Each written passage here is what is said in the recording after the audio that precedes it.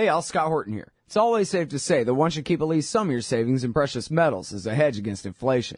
And if this economy ever does heat back up and the banks start expanding credit, rising prices could make metals a very profitable bet. Since 1977, Robertson Roberts Brokerage Inc. has been helping people buy and sell gold, silver, platinum, and palladium, and they do it well. They're fast, reliable, and trusted for more than 35 years. And they take Bitcoin. Call Robertson Roberts at 1-800-874-9760 or stop by rrbi.co.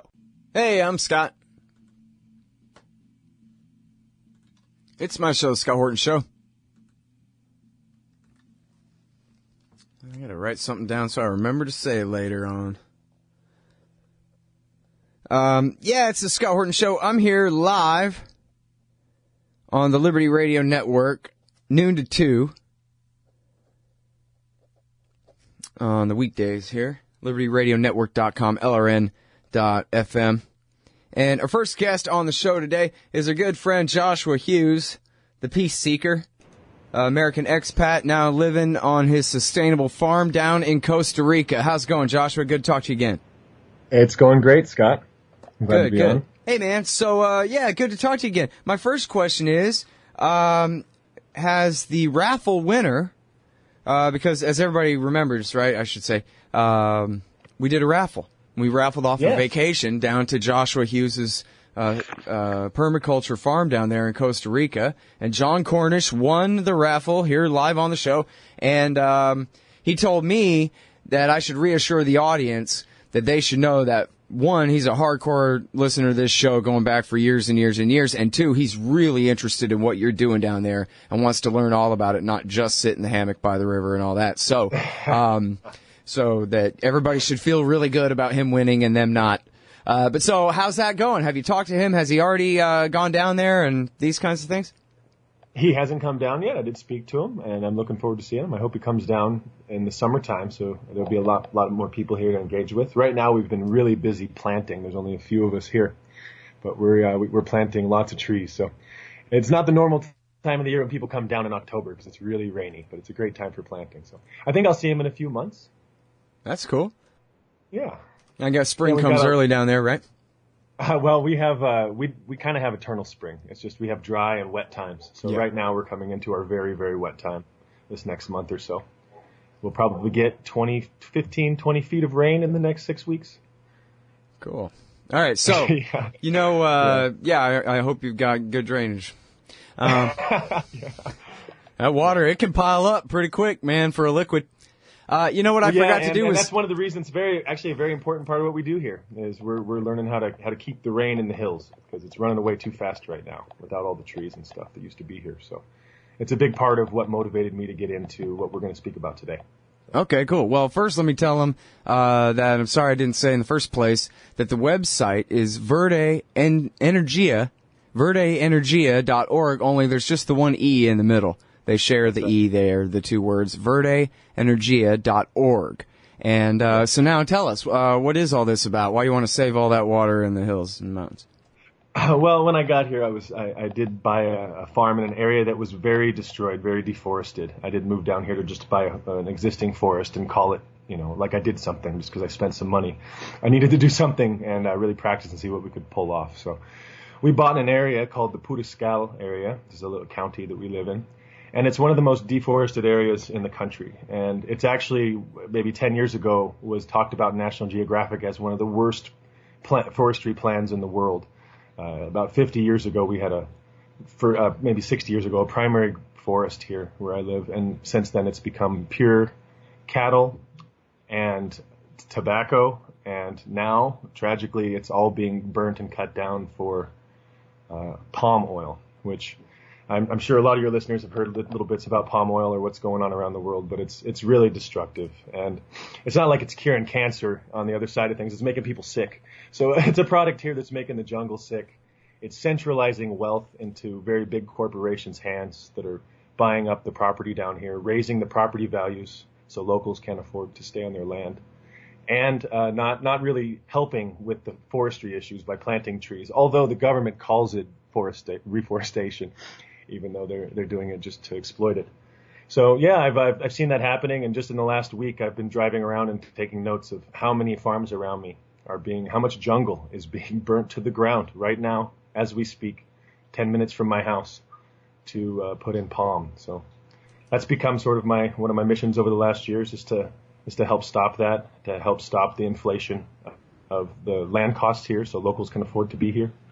And how do you stop? To make it?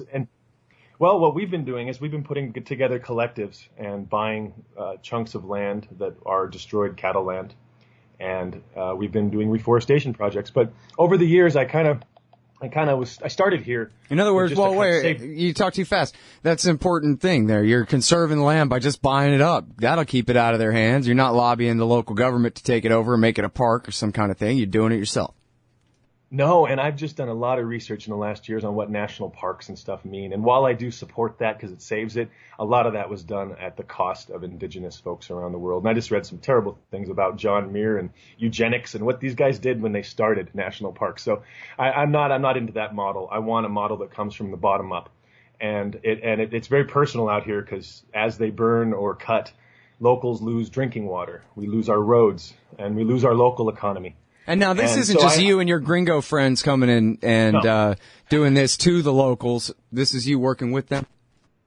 Yes, I've been finding people that want to stay on their land and helping finance or fund building, changing and evolving their land into something more useful. Because so far, the locals here have just been taking care of cattle for Burger King or McDonald's. That's what they do. Or growing tobacco for Philip Morris. They haven't done much for themselves with this land at all. Mostly due to the free trade deals and the things that come into this country and force the price of food down so drastically that I can't grow tomatoes and compete with Walmart. It's madness. I'd just be a slave to my land. So we had to really figure out how to create some kind of cottage industry that could help regenerate while it was creating, wealth for the people in our neighborhoods.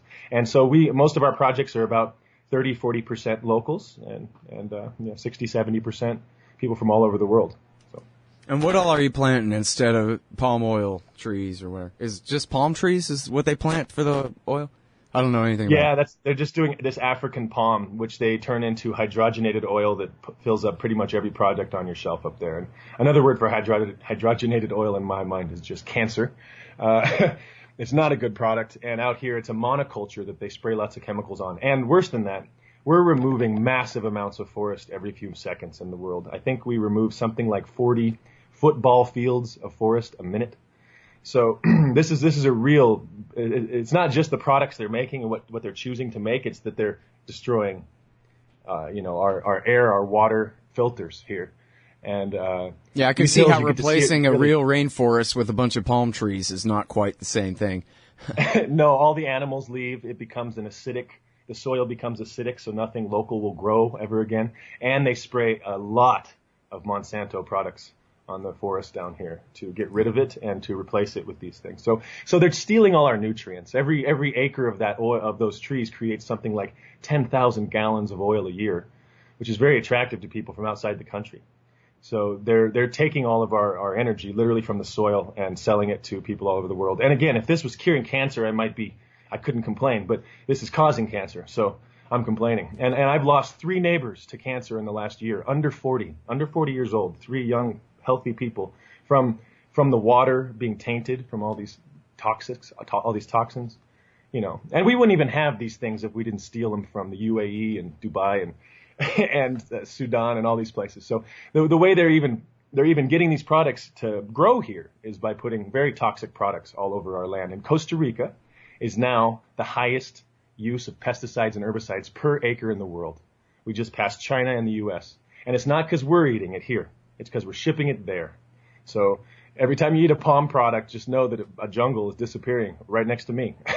Man, that's amazing to think, comparing just mind's eye, the land area of Costa Rica is like half the size of the Texas Panhandle or something like that?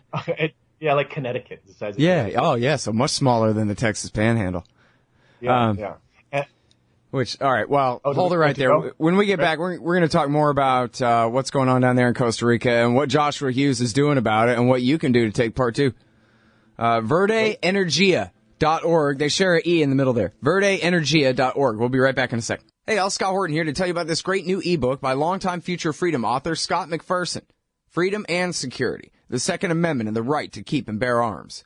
This is the definitive principled case in favor of gun rights and against gun control.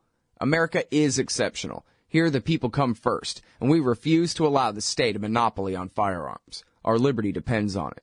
Get Scott McPherson's Freedom and Security, the Second Amendment and the right to keep and bear arms on Kindle at Amazon.com today. Okay, y'all, welcome back. I'm Scott Horton. I'm talking with Joshua Hughes. He's a refugee from the collapse of the American Empire, now living down there in Costa Rica, and owns a farm down there.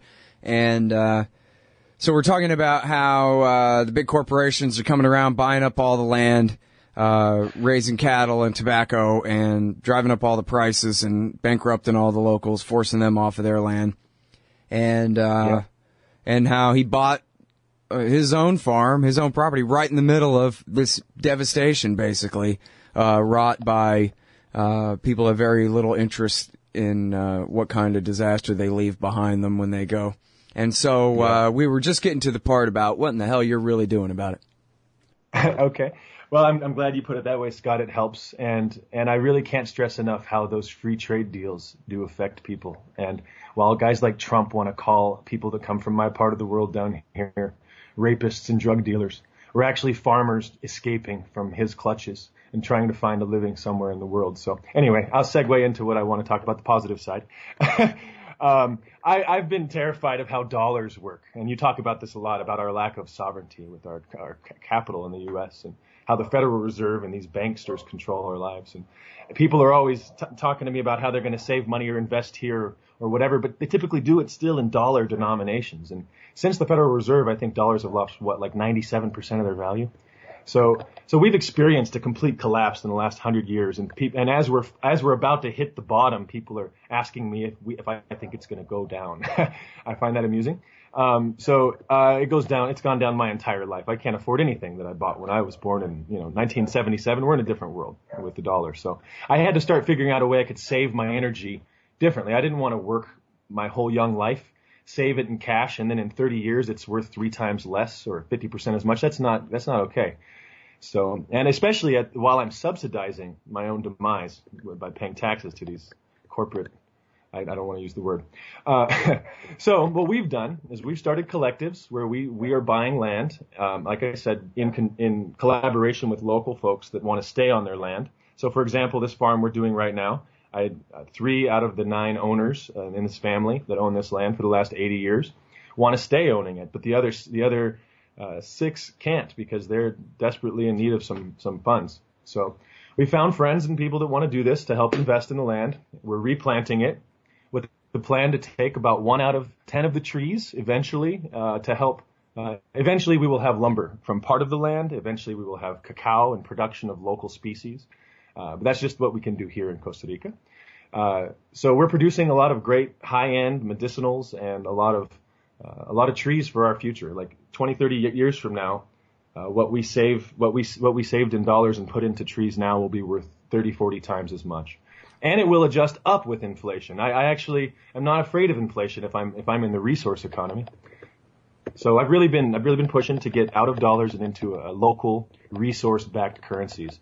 And the way we're doing it here and all over the world, I have friends in Texas, California, Washington, Oregon, New York that are all doing this locally too, where they live. And there's a bunch of different ways to do it, but forests are kind of the key because there is some support from the governments of the world if you do want to get some subsidy.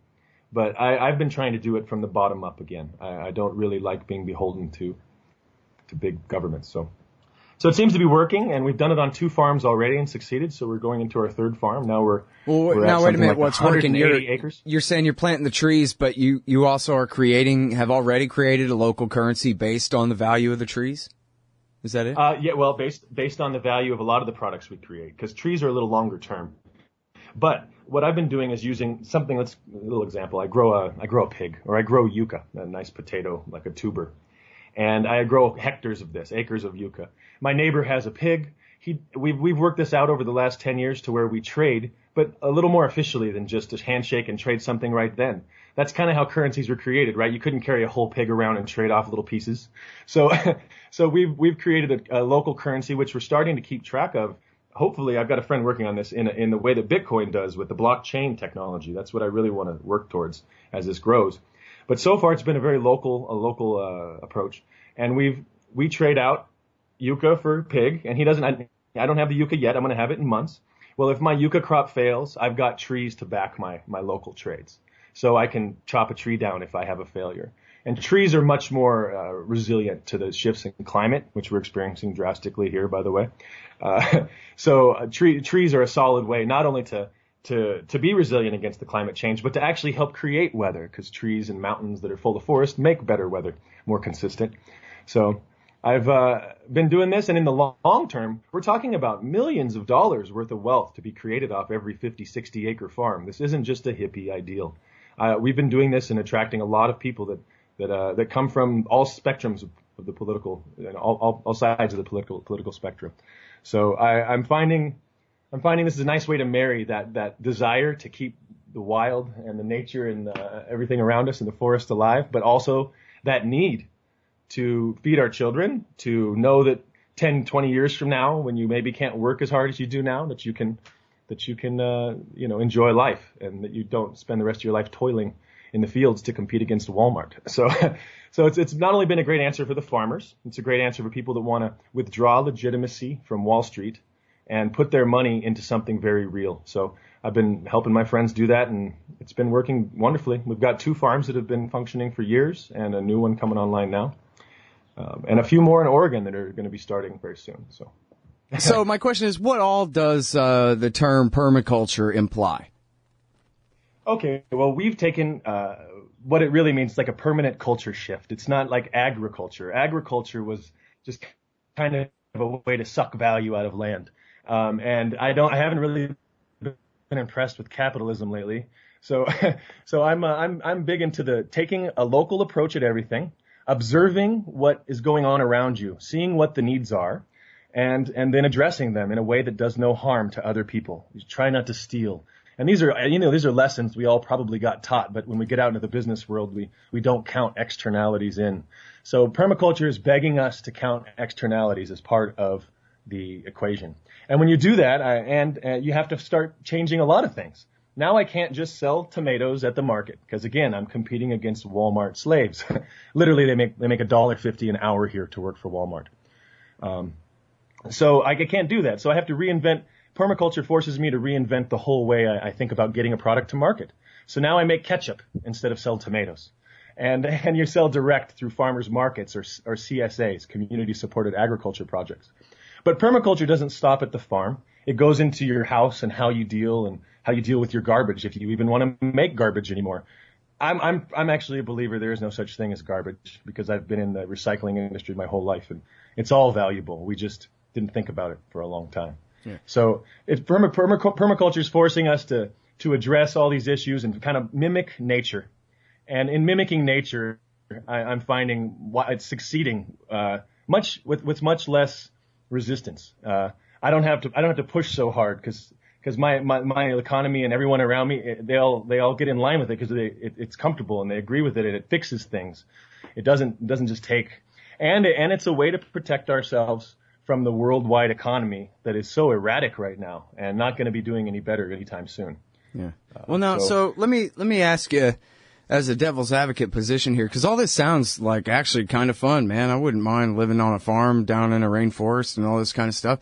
It sounds really cool. Yeah. But on the other hand, I mean, it sounds like maybe some things are being conflated. I mean, well, not necessarily. We do live in a society here in the U.S. where we do have a central bank, and we do have, the biggest government, the most corrupt government probably in the history of mankind, and this kind of thing going on. So it is sort of all part and parcel. I understand why to leave it. But it also seems like what you're leaving behind is a much finer division of labor and specialization. And it sounds sort of like really what you're doing is, you're escaping this economy, but you're rewinding a lot of economic progress too, almost back down to the level of barter. So doesn't that really harm your standard of living? And, like you mentioned, somebody gets sick with cancer.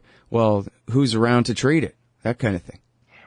Well, in the country I'm in, Costa Rica, we have an amazing medical system, and it's very inexpensive. We have We have a functioning insurance system. We have control over the cost of medical care here, unlike Obamacare, where we turned it all over to Medicare or all over to Blue Cross Blue Shield. So we've got a country here that's functioning a little different.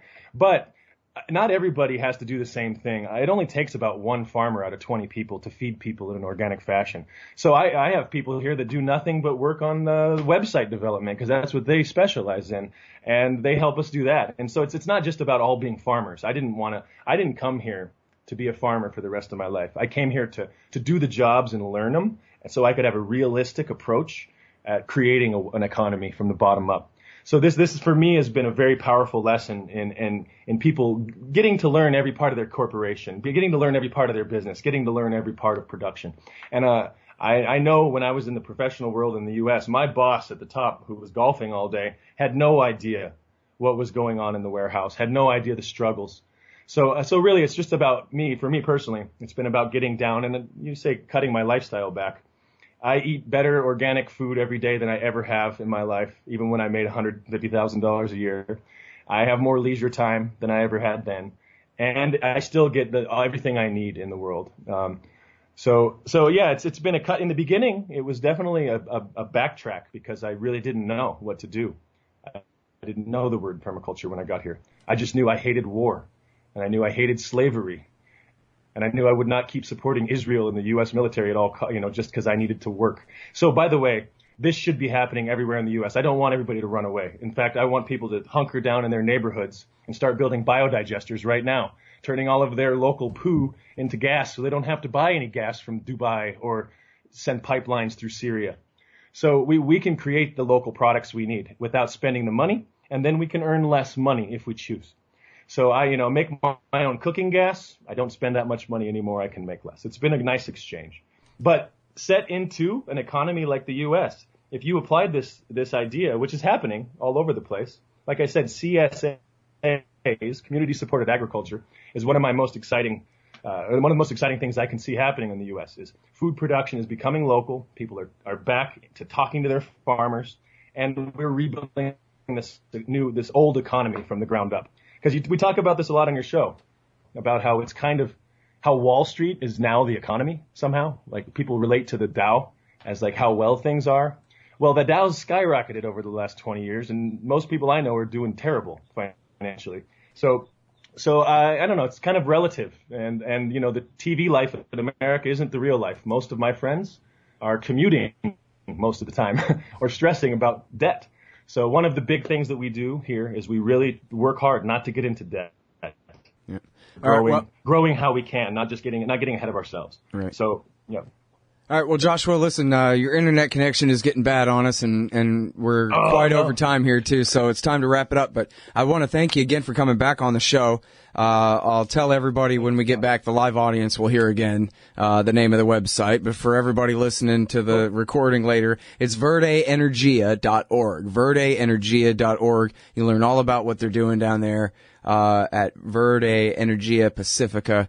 At the great Joshua Hughes, great permaculture farm down there, and all that they're about. And there's a lot going on that we were not able to cover even on the show today. So please go and check that out if you guys have the interest. Verdenergia.org. And I'll thank you very much, but I'll also give you the last word here, too, if there's anything important you needed to say. Oh, just thank you again, Scott, and I'm excited to keep spreading this message and regaining like a local sovereignty again. It's very important to me, and thank you for spreading the message again on your show. Right on. Well, appreciate everything, dude. Take care. Yeah. Ciao. Superior blends of premium coffee, roasted fresh in Zionsville, Indiana. Darren's Coffee satisfies the casual and the connoisseur. Scott Horton Show listeners, visit darrenscoffee.com and use the coupon code SCOTT at checkout for free shipping. darrenscoffee.com. Because everyone deserves to drink great coffee. You hate government, one of them libertarian types, or maybe you just can't stand the president, gun grabbers, or warmongers. Me too. That's why I invented LibertyStickers.com. Well, Rick owns it now, and I didn't make up all of them, but still, if you're driving around and want to tell everyone else how wrong their politics are, there's only one place to go. LibertyStickers.com has got your bumper covered. Left, right, libertarian, empire, police, state, founders quote, central banking. Yes, bumper stickers about central banking. Lots of them. And, well, everything that matters. LibertyStickers.com. Everyone else's stickers suck. Hey, y'all, Scott Horton here for Liberty.me, the social network and community-based publishing platform for the liberty-minded. Liberty.me combines the best of social media technology all in one place and features classes, discussions, guides, events, publishing, podcasts, and so much more. And Jeffrey Tucker and I are starting a new monthly show at Liberty.me, Eye on the Empire. It's just $4 a month if you use promo code SCOTT when you sign up. And hey, once you do, add me as a friend on there at scotthorton.liberty.me. Be free. Liberty.me.